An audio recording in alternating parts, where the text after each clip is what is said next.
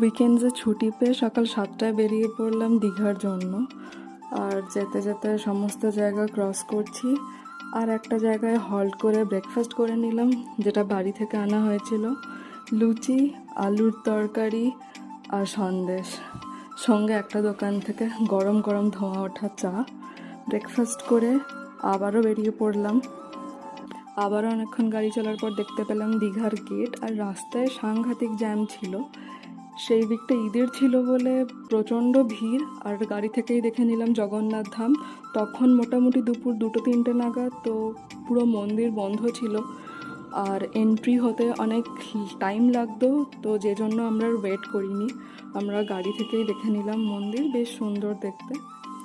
আর সমুদ্র রাস্তা দিয়ে যাওয়ার পথে এই ওয়েভসগুলো দেখতে এত ভালো লাগে।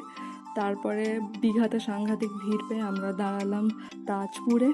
এইখানেই বোল্ডারগুলো ক্রস করে একটুখানি সমুদ্রের কাছে যাওয়ার চেষ্টা করছিলাম। খুব সুন্দর হাওয়া দিচ্ছিল, প্রচণ্ড ভালো ওয়েদার ছিল ওই দিন। তারপরে একটা প্রপার বিচ দেখে দাঁড়ালাম আমরা। এখন সমুদ্রের দিকে এগিয়ে যাচ্ছি।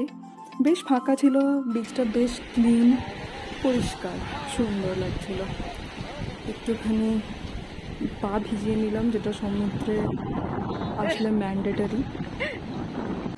দুপুরবেলা হলেও বিচের ধারে এত সুন্দর হাওয়া দেয়, বেশ প্লেজেন্ট ওয়েদার থাকে।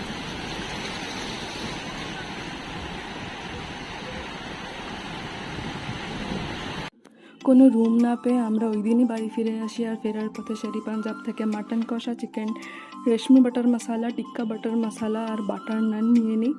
খাবারগুলোর টেস্ট অসাধারণ ছিল।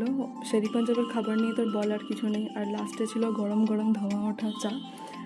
সবগুলো খাবারের টেস্ট খুব ভালো। এভাবেই বাড়ি ফিরে আসি। আর রাস্তা দিয়ে দেখা যাচ্ছে একটুখানি ভিক্টোরিয়া।